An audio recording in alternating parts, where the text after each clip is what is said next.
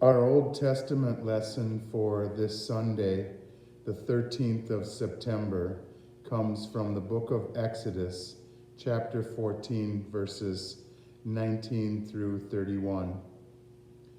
God's messenger, who had been in front of Israel's camp, moved and went behind them. The column of cloud moved from the front and took its place behind them.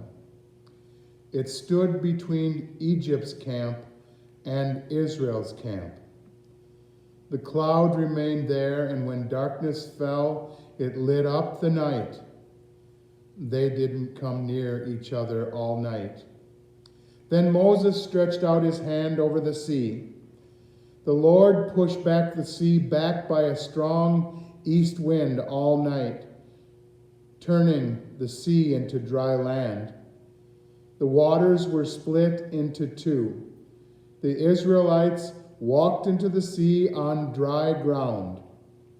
The waters formed a wall for them on their right hand and on their left.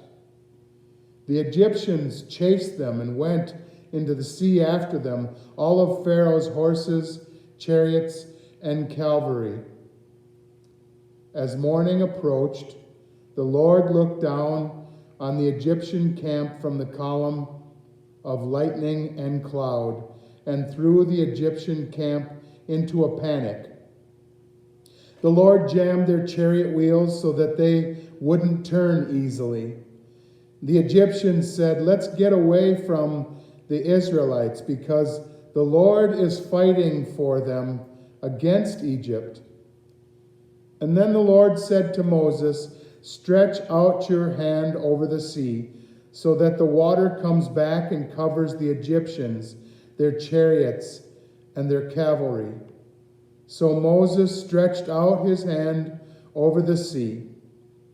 At daybreak, the sea returned to its normal depth. And the Egyptians were driving toward it, and the Lord tossed the Egyptians into the sea. The waters returned and covered the chariots and the cavalry.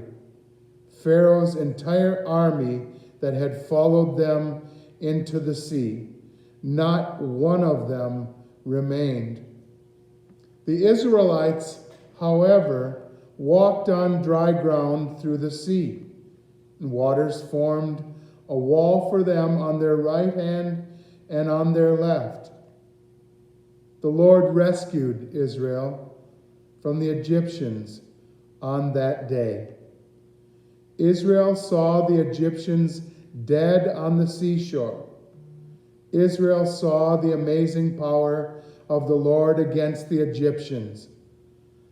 The people were in awe of the Lord, and they believed in the Lord and in his servant Moses.